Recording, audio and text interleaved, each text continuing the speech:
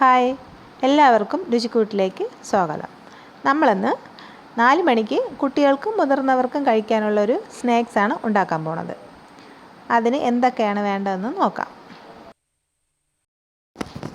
ഞാനിന്ന് 1 കപ്പ് മാവാണ് എടുത്തിട്ടുള്ളത്, അതായത് മൈദ മാവാണ് എടുത്തിട്ടുള്ളത്. അതിലേക്ക് ആവശ്യത്തിന് ഉപ്പ് ചേർത്തിട്ടുണ്ട്. ഇനി നമുക്ക് വെള്ളം കൂടെ ഒഴിച്ച് നന്നായിട്ടൊന്ന് കുഴച്ചെടുക്കാം.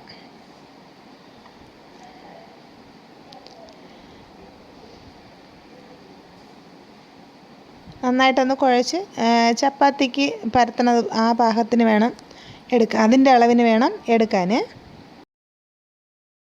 ഇനി നമുക്ക് കൈകൊണ്ട് കുഴയ്ക്കാം. കൈകൊണ്ട് കുഴച്ചതിന് ശേഷം കുറച്ച് എണ്ണ അതിലേക്ക് തേച്ചിട്ട് ഒന്ന് മാറ്റി വയ്ക്കാം. ഇനി തേങ്ങയാണ് എടുത്തിട്ടുള്ളത്. അതിൽ 1/2 ടീസ്പൂൺ ഏലക്കാപ്പൊടി ചേർത്തിട്ടുണ്ട്.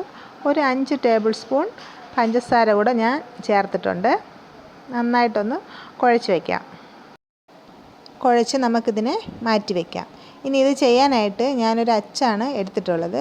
ഇത് ഒന്ന് അതിനകത്ത് ലേശം ഒന്ന് എണ്ണ പുരട്ടി മാറ്റി വയ്ക്കാം.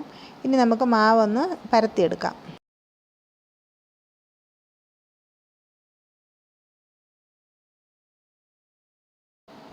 നമ്മൾ ചപ്പാത്തിക്ക് എങ്ങനെയാണോ മാവ് കുഴച്ച് പരത്തണത് അതുപോലെ അങ്ങ് പരത്തിയാൽ മതി.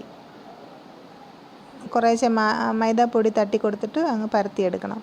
അത് കഴിഞ്ഞിട്ട് അച്ചിൽ വെച്ച് അതിൻ്റെ പുറത്തങ്ങ് വെച്ച് കുറച്ചൊന്ന് പ്രസ് ചെയ്ത് കൊടുത്തതിന് ശേഷം ഫില്ലിംഗ് ഒന്ന് അതിനകത്ത് നിറച്ച് കൊടുക്കണം.